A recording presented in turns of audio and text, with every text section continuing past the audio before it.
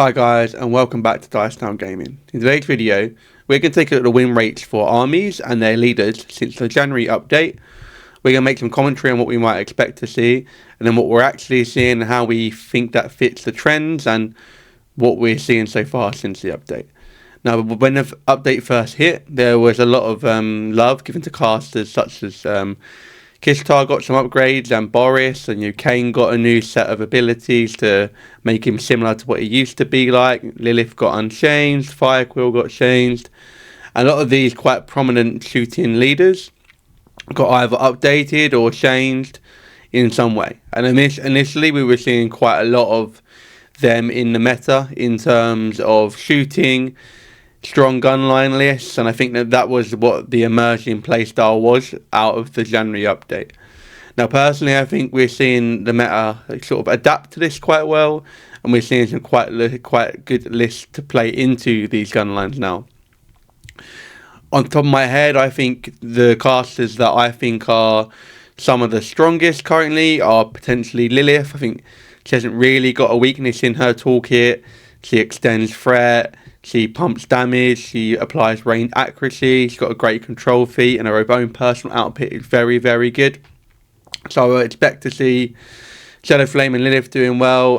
Brian Blood Marauder, I think Firequill is ending in a really good place, and Boom Howler with people's actually going down, and the tendency for people leaning into this shooting early on into the meta. Rough Sieves is better than ever, her feat is better than ever. And Firequill also puts out this really good list in terms of offensive output with a melee anchor of the king. Apart from that, I think Kane is very competitive at the moment. Just keeping him alive is probably the trickiest thing. We will see what win rates come out and what we see when we look at. But let's jump in. So first of all, yes, this is statistics for games since the January update. Now, they're only rated games, and they're only from a single game, so this doesn't include doubles or team events in this data. We begin with Infernals. I'm going to focus on mainly the Mark IV armies and the updated Frontier armies, typically because the old Mark II and Mark III armies have low game count compared to the Mark IV armies, which can sometimes skew the data. However, beginning with Infernals, they've got 144 games, which if we take a quick look at some of the Mark IV armies at 700 and 650 and 500-ish, it's quite a lot below the data pool we have for the Mark IV armies. However, their win rate is incredibly high. And if we jump into the leaders, it's interesting to see that Zataroth, Agathon and Omadamas are sort of quite close to each other. The Omadamas is higher than the rest, but his game pool is also incredibly small, so this inflated number is likely just due to the smaller number. And Agathon has got the most games by far, which is really interesting to see, and also has a very, very good win rate. Vorgoroth has got only a few games, but still a very good win rate. I think with these Mark IV printed armies, we're going to see a lot more of Infernals and Convergence and Grimkin, and Infernals so far are looking very good, even though it's a small pool of data. The Mark II armies here, again, have got quite a tiny amount of games, so we're going to jump into the next Mark IV faction, which is Old Umbre. Now, I find this number really interesting. I know personally, and a discussion in the sort of UK was that Old Umbre really struggled into guns, and that was the thinking when we first got the new update and we were looking at the list. But this win rate is very good, and they also have, I think, the most amount of games of Mark IV armies. I still thought they may remain the best brawling army, the best sort of one-to-one fighters in the game with very long threat ranges, accurate and hard hitting.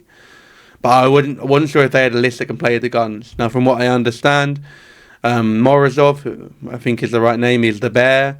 He's still doing well enough into guns. You if you feet and run your shifters into the gun line, and they might remove them, they might not, and you've got onto that board. Let's take a look at.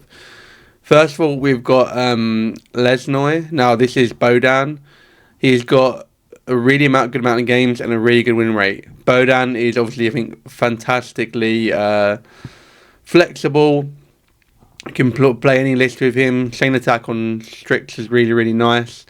So that's really great to see. You've got Kovoskoy, who I'm fairly sure is Yana, with a fantastic win rate. Her feat change was fantastic. Really, really, really good. really hard to fight against. He sends things really far. It's really accurate under inferred rage or conferred rage. It hits really hard under the feet, and you've got corpses. You got access to primal. Now Lycia is Galena, I believe. I've seen a really, really nice list with Primevals and Chosen of the Witch and Hounds and the Dark Sister playing this high defense army of defense 13-14. Under the feet, you're 15-16, and you've got the Dark Sister as your bubble of potentially star-crossed in melee. A 50-60% rate. Morozov has got 175 games, so a lot of games, but retains a very good win rate. And as far as I understand, this is sort of what Old Umbre are leading into, is their current gunline answer. Fog of War to self-trigger stealth onto your Wardens with UAs, or just hope that defense 14 on them helps. And with your shifters, when they jump out, they're def sort of the little lupines, def 15-16 under concealment. And obviously when you feat, they're hard to remove. He's very hard to kill, and Primevals, etc. still remain fantastic. You've got Aslanov at 57 games and 53%. I think Aslanov was one of the... He got maybe lost the most out of the changes, so I'm not surprised to see he got little games there. And Reznikova, Alessia, Wormwood Mark III at 80 games and 45%. I think she's got the highest ceiling in the faction, but also really suffers from sort of spell hate, whereas others like Bodan, Yana and Galina, I think, and Morozov are always good in every game. Great to see on Umbre, win rate being really successful, probably a tiny bit on the high side, but I personally was worried about their game into guns, and it looks like I needn't worry. Next up, Convergence of Sirius, 100 games, so a reasonable amount, just less than Infernals. They've got 58 wins, 46 losses with 50% win rate. Axis and Orion, Lucan Sympherian, all sort of leading the charge. Even Aurora 2, only a tiny amount of games. And Directrix, not looking so good, but a tiny amount of games.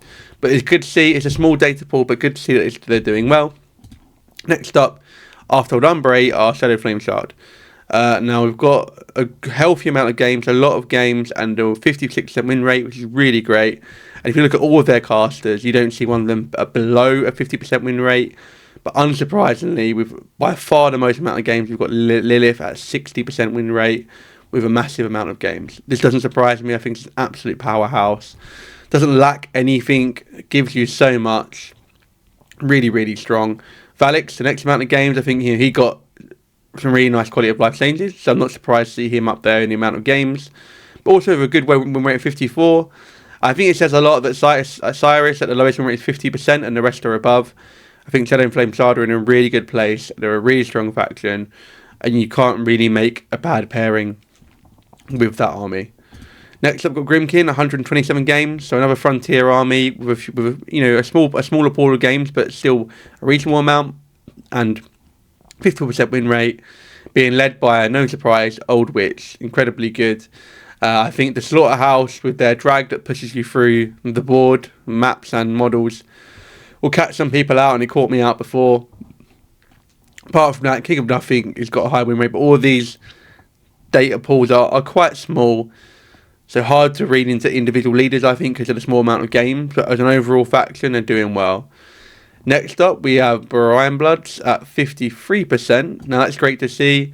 And the top two are Fire Quill and Boom Howler. This doesn't surprise me. I think Fire Quill has came out really, really well in the new update. I've really enjoyed playing him and done fairly well with him. Below him, you've got Boom Howler. Again, doesn't surprise me. I think Rough Seas is worth more than ever. The feat gets a bit more value with people losing accuracy and still incredibly competent. Ragemonger, smaller amount of games, but a reasonable win rate. Back of the Born, good to see him just below 50. Shadow Tongue and Foul Blood. Foul Blood, a tiny amount of games, but I think he's probably got the least changed and pretty much boring in leader for Warlock. And Shadow Tongue at 42, with a reasonable amount of games, but not doing so very well. Crick, we're at 51. So we're bordering on this 50% now, which is always really good to see. I think you already want to be between 55 and probably 50. Ideally, maybe 45 is the lower end. But I think between 55 and 50 is great. But one faction has to be lower. Doesn't surprise me to see Sepsira leading the charge. I think by far the best warcaster in that faction. Kaifa's got a very small amount of games, but a reasonable win rate. The Kathas, more games with a reasonable win rate than, Nikane. And then Decafus with a lot more games than anyone else apart from Sepsira, and still just below 50%. And then we've got Abyssrus and Mortenebra down the bottom. The next Mark 4 faction, we've got Gravediggers. These are at 51. That's a great number to be.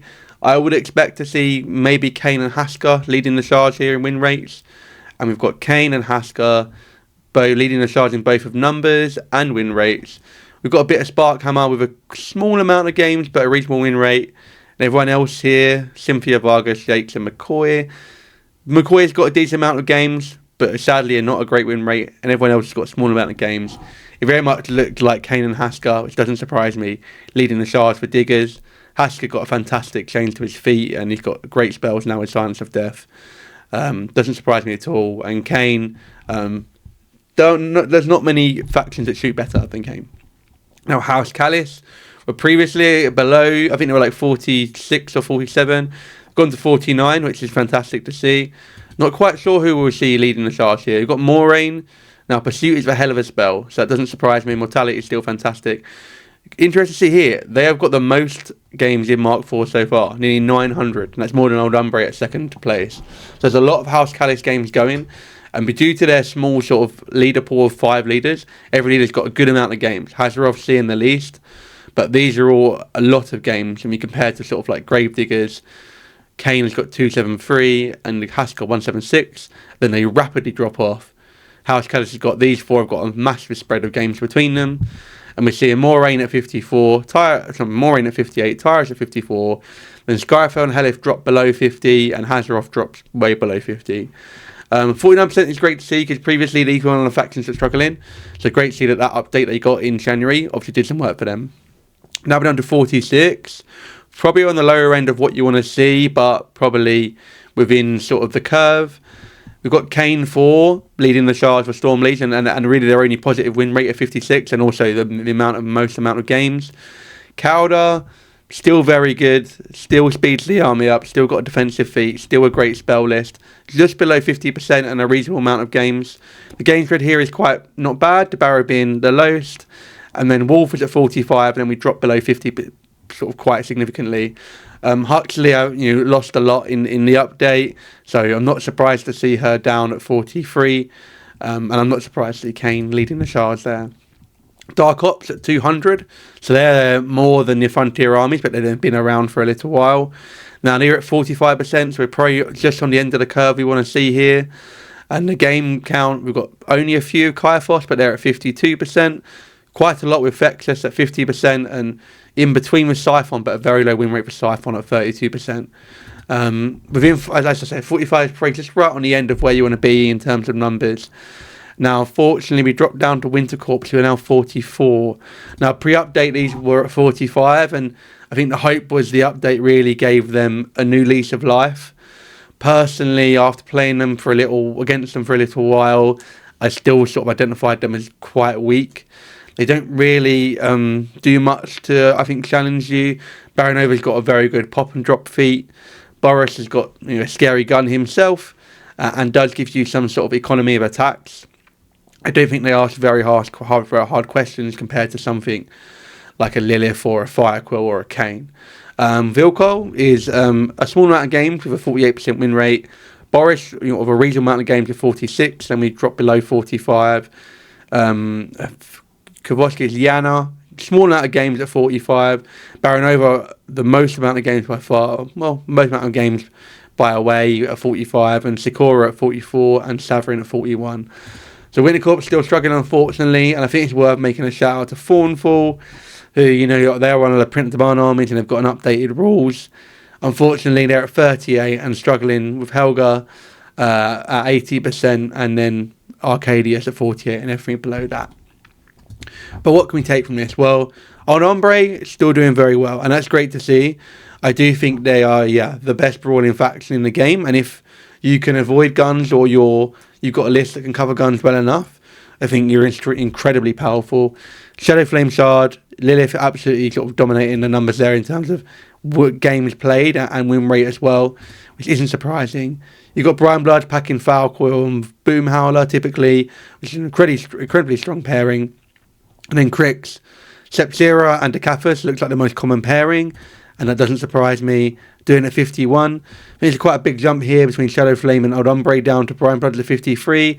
Then most of the Mark IV factions sit between sort of 51 and 46, and unfortunately Winter Corps still struggling the most.